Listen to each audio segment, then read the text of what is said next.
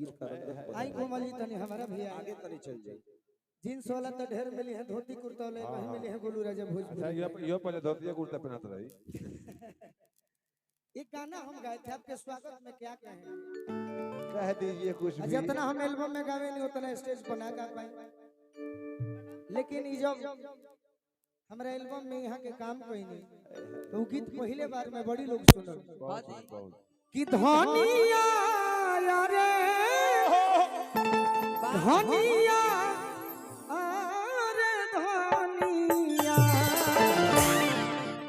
तू बड़ा सोना सो बचनिया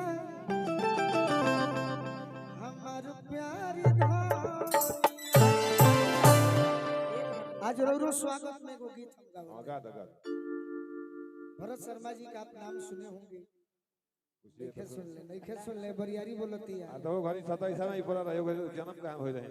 वहां के वो गीत रहे भरत शर्मा जी मने स्वर सम्राट भोजपुरी के, उन्हीं का गीत सुने होंगे, नाम नहीं सब जाके भेंट कर कि गोरिया चांद के अजरिया नियन गो बाडू हो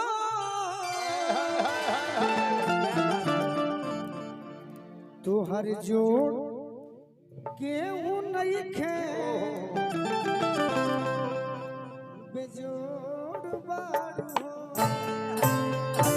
उत्तर प्रदेश से चल के यहाँ के आइल बानी आरा जिला में। पहले तो चाहब की ताली बजा के यहाँ के स्वागत कर जाओ और यहाँ के अपन प्रस्तुति जौन होई और अपन करो प्रस्तुति। लेकिन लोग कहल है कि कोमल जी आइल बानी, हम फोटो देखनी है तो दिने से तबाह रही, तब हमरा मन भी सुखला लेखा हो गेल फोटो देखे। भरत शर्मा जी के लय हम फरमाइश बा एही गीत के बाद हमरा जे भी कलाकार होई नेहा जी, शिवानी बाबू, प्रियंका तिवारी और भी कलाकार लोग आए, बहुत कलाकार सबके एंट्री हुई। केसर के गंध लेके अरे पुरवा चलल रहे, केसर के गंध लेके अरे पुरवा चलल रहे, देखनी कि तहरा घरवा के अरे खिड़की खुलल रहे। हिलाई ने कहीं आदमी पगौले बनी बाकी रोराई बनी, हमने के कलाकार बनी जा रउआ खिड़की खोल के रखब। एगो लइका कहता तोहरा पके हुता के तो शिकारी बाबा के भाई बानी, बार बार प्रणाम करो, आशीर्वाद के प्रतीक्षा बा। अंजनी बाबा बानी हम प्रणाम करो। एक दीवानी से कहता ए धन है दीवानी, मित्र अपने मित्र से कहता है आँख खोदले बाड़ो अरे तोहरा पके हुता के तो का होला, एक पे भोजपुरी में पूछ दो का होला, कह दो का होला, कौन का होला तो नॉर्मल का होला की होसे ये तो हम अंग्रेज से बुलवा दिए थे, एक बार इनका से भोजपुरी बोलवाल जानू भैया।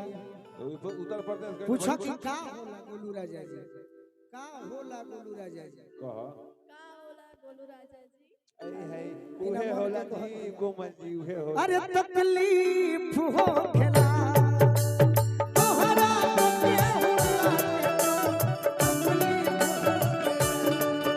अरे तोहरा पके हुता के तो तकलीफ हो।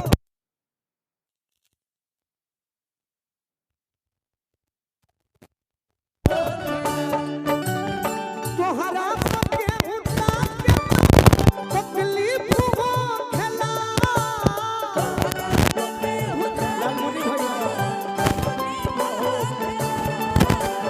तोहरा पके हुता के तो तकलीफ हो खेला। रिकॉर्डिंग में शूटिंग में बहुत आराम बा, बहुत आराम, स्टेज पर बड़ी दिक्कत बा। लाइव लाइव रउरा जने ताकत नहीं हम समझत नहीं करे दुख होता। अरे झरको से के उझा के तो तो तकलीफ हो खेला झरनों से केहू झाके तो तकलीफ हो खेला तोहरा केहू ताके। याद आ गया चाचा बबलू पांडे जी सोनकी से, और ये हमारी निजी जीवन में छोटी बहन है, लेकिन मंच पर हम ना मानिए से कि गीत संगीत संगे गावे के आओ तो अभिनय करेगा शिवानी सिंह ही ताली बजा के इनको के आशीर्वाद दी सब है। शिवानी तू आ गइलू तो हमार मार्केट बिगड़ गइल, बस 2 मिनट बाद हम बैठो। आहा सोनू भैया के दुआर होके मुखिया जी के ये भाई एगो सुन लो लाइन हमारे याद आई तोहरे खातिर कहत है मुखिया जी के दुआर हो छोटे बाबा। हां भाई एगो लाइन ना होई पवन सिंह जी के पुराना का मुखिया वाला कि तू जानो तारे के गीत के उनका फैन होई, सही बात है। व्यवहार के तू फैन होई बा। अरे कहियो कोरवे में बीतो तो रहे रात हो अब तू बनेलू आजा कोरवे में बीतो रहे रात हो अब तू बनेलू आजा। अरे तोहरा पके हुता के तो तकलीफ हो खेला तोहरा पके हुता के तो तकलीफ हो खेला। सोनू भैया के आशीर्वाद मिलल चंदन ड्राइवर बाल बच्चन के चेला हो जा बन रह जा ये मेरी कोविड हो था देख। अरे जनों से बेसी तहरा के जानी मनील हो जनों से बेसी तहरा के जानी मनील हो जनों से बेसी तहरा के जितेंद्र ड्राइवर जी संग मिल बहुत बहुत आशीर्वाद दिले बानी। जनों से बेसी तहरा के जानी मनील हो जनों से बेसी तहरा के जानी मनील हो जनों से बेसी तहरा के जानी मनील हो जनों से बेसी तहरा के जानी मनील हो अरे जानी मनील हो। गौरा से हमरा रमेश ठाकुर जी अपनो पके हुआ के तो अपनो पके हुआ के तो तकलीफ हो खेला अपनो पके हुआ के तो तकलीफ हो खेला तोहरा पके हुआ के तो तकलीफ हो खेला। गाया बाबा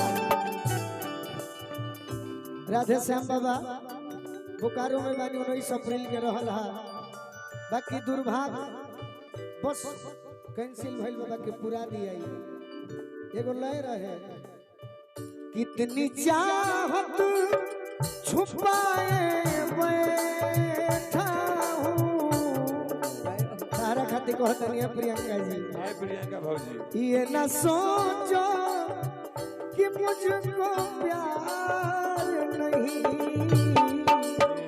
इतनी चाहत छुपाए बैठा हूँ ये न सोचो होई होई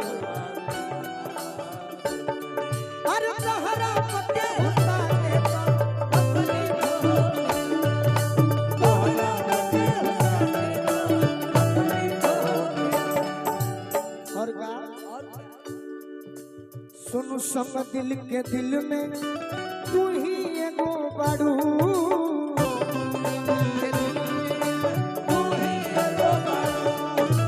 सुन संग दिल के दिल में तू ही एगो बाड़ू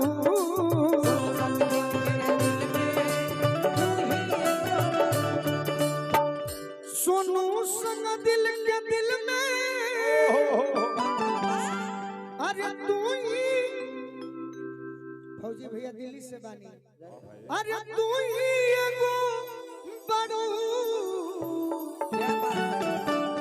ओढ़नी से चेहरा ढाके तो चौगुन हो जाए चौगुन हो जाए। विकी तिवारी भैया खड़ा हो जाए ओढ़नी से चेहरा ढाक तो अरे तकलीफ हो खेला ओढ़नी से चेहरा ढाक तो तकलीफ हो खेला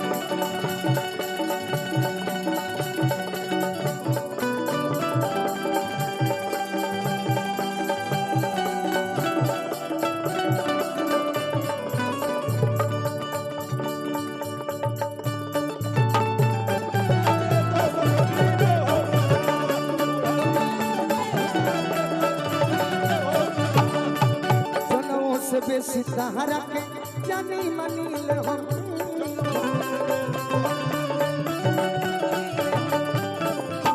जनों से बेसी अरे तहरा के सच कहते हैं जानी मनील हम ओढ़नी से चेहरा ढाक तो तकलीफ हो